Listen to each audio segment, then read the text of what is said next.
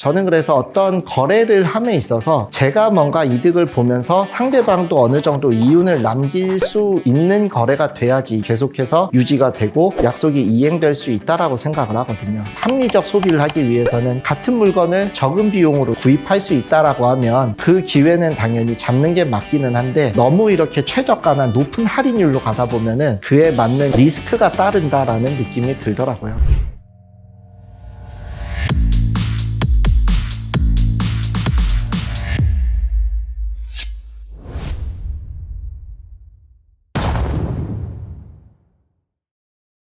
안녕하십니까. 치과의 성지연 채널의 성지연 원장입니다. 요즘 문제가 되고 있는 게 티몬, 위메프의 먹튀 사건이 있었죠. 사실 이런 현상들이 계속해서 반복될 수밖에 없는 게, 사업을 운영하다 보면은 적자인 경우도 있고 시간이 지나도 흑자로 전환이 안 된다. 그러면 이제 적자가 누적되면서 채무 불이행 상태로 갈 수밖에 없는 거거든요. 냉정하게 쉽지 않을 것 같다라는 생각을 하는 게, 이미 그 돈들은 적자 기간 동안 운영비로 지출이 됐을 거라고 저는 생각이 되어져요. 티몬 같은 경우도 제 지인 중 한 명이 항공권을 결제했다가 당일날 취소되는 바람에 못 가고 했다라고 하더라고요. 오늘은 이런 상황을 겪지 않기 위해서는 어떤 걸 조심해야 될까? 저도 살면서 먹튀를 당한 경우도 있고 지인이 당한 경우도 있고, 이런 상황들을 얘기해 보면서 피할 수 있는 방법이 뭘지 한번 생각해 보는 시간을 가져보도록 하겠습니다. 이번 티몬 사태 같은 경우는 대표라는 분이 좋게 말하면 사업가 정신이 투철한 것 같아요.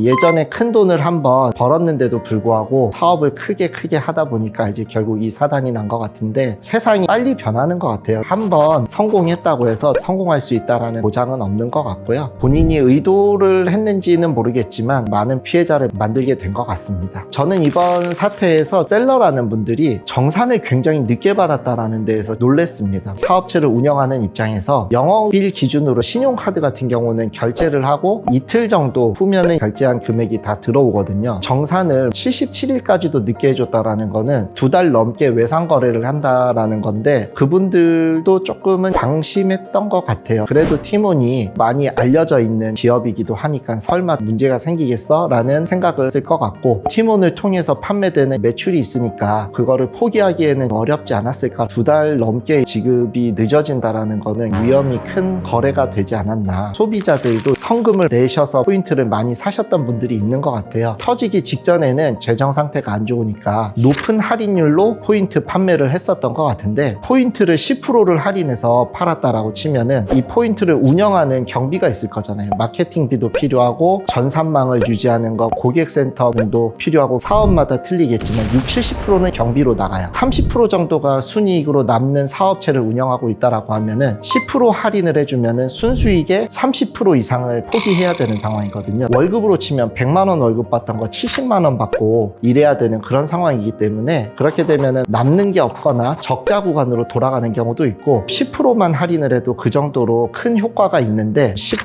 20%씩 할인해 주면서 포인트를 판매했다라고 하더라고요. 그래서 이거는 위험 신호였지 않았을까 생각을 합니다. 제가 살면서 당했던 사례를 얘기를 해볼까 합니다. 제가 이제 사업 시작하고 나서요, 당했던 사례는 지인 치과 원장님이 치과 재료를 담당하는 사람이 괜찮다 하면서 소개를 해주시더라고요. 그래서 제가 한번 와보라고 하세요 했는데 사람이 되게 싹싹하고 좋더라고요. 외로운 저에게 말동무도 해주고 하다 보니까 아유 애가 괜찮네 약간 하면서 거래를 하고 있었거든요. 근데 이제 그런 얘기를 하더라고요. 1000만 원을 선결제를 하면은 1200만 원치의 재료를 쓸 수 있게끔 할인율을 적용해서 해준다라고 얘기를 하더라고요. 본 기간도 있고 별 문제가 있겠어 하면서 1000만 원 결제를 했는데 400만 원 정도는 재료를 썼는데, 갑자기 이제 그 회사가 망했다라는 소문이 돌더라고요. 그래서 연락해보니까 이제 연락도 안 닿고, 그 부도 사실이 나타난 게 언제였냐면, 예전에 그 공인중개사 시험 준비하기 한 일주일 전이었거든요. 시험 준비에 박차를 가해야 될 때 멘탈 터지는 이슈가 생겨가지고 준비에 좀 차질이 있었죠. 그냥 막 술도 먹고 내 돈 600만 원. 주변에서는 그 회사가 문제가 있을 것 같다라고 다들 알고 있었더라고요. 업체 입장에서도 재료들을 받아오는 가격이 있잖아요. 근데 저기서 받아오는 하는 가격보다 더 싸게 이렇게 하기도 한다라는 게 첫 번째 사인이었고, 그리고 그 회사에 운영진들이 있었는데 갑자기 다들 벤츠를 뽑았대요. 그래서 저 돈이 대체 어디서 나나 의구심을 가졌다고 하더라고요. 사적인 감정을 가지고서 경제적인 결정을 한다라는 거는 피해야 되는 게 아닌가 싶습니다. 그리고 성금 결제는 주의해야 되겠다라는 교훈을 남겨줬던 일이었습니다. 예전에 집 근처에 최고급 헬스장이 오픈했다고 해가지고 1년 반치를 끊었죠. 화끈하게 100만 원 넘는 돈이었는데, 건강은 그 무엇보다 소중하기 때문에 그 정도 돈은 아깝지 않다 생각하고 질렀는데 코로나가 터졌어요. 헬스장은 아시다시피 그달에 신규 회원이 낸 돈으로 운영이 되는 구조거든요. 신규 회원이 유입될 수가 없었고 몇 달 안 가가지고 부도 처리가 되는 것 같더라고요. 근데 그 돈은 그냥 없는 셈 치고 말았습니다. 왜냐하면은 코로나 상황에서 헬스장이 문 닫고 싶어서 닫았을 거다라고는 생각이 안 들더라고요. 잊고 살았습니다. 지인이 당했던 사례는 자기의 친구의 남편의 친구가 이번에 애플샵을 냈다고 합니다. 각종 애플 제품들을 예약 판매로 하면은 반값에 가까운 돈으로 살 수 있다라고, 사고 싶은 거 있지 않냐라고 이렇게 물어보더라고요. 저는 딱 듣는 순간 느낌이 안 좋았어요. 왜냐하면은 애플이라는 회사가 제가 알기로는 할인 판매 같은 거를 하지 않는 데거든요. 정가제를 고수하는 회사로 알고 있습니다. 저한테 사진 같은 걸 보여줘요. 애플 홈페이지에 있는 느낌이 아니라 조잡한 사진이었어요. 그리고 두 번째로 이제 명함 사진이라고 줬는데 명함에 사무실 주소가 안 나와 있습니다. 전화번호만 있어요. 솔직한 얘기로 저는 90% 확신했습니다. 아니나 다를까 사기였던 것 같더라고요. 자본주의 사회를 살면서 합리적 소비를 하기 위해서는 같은 물건을 적은 비용으로 구입할 수 있다라고 하면 그 기회는 당연히 잡는 게 맞기는 한데, 너무 이렇게 최저가나 높은 할인율로 가다 보면은 그에 맞는 리스크가 따른다라는 느낌이 들더라고요. 저는 그래서 어떤 거래를 함에 있어서 제가 뭔가 이득을 보면서 상대방도 어느 정도 이윤을 남길 수 있는 거래가 돼야지 계속해서 유지가 되고 약속이 이행될 수 있다라고 생각을 하거든요. 저희 치과에 사업적인 제안을 하려고 오시는 분들이 있어요. 근데 처음에는 다 저한테 원장님 치과를 더 잘 되게 해줄 수 있습니다, 이런 얘기를 막 계속 하거든요. 저는 그냥 딱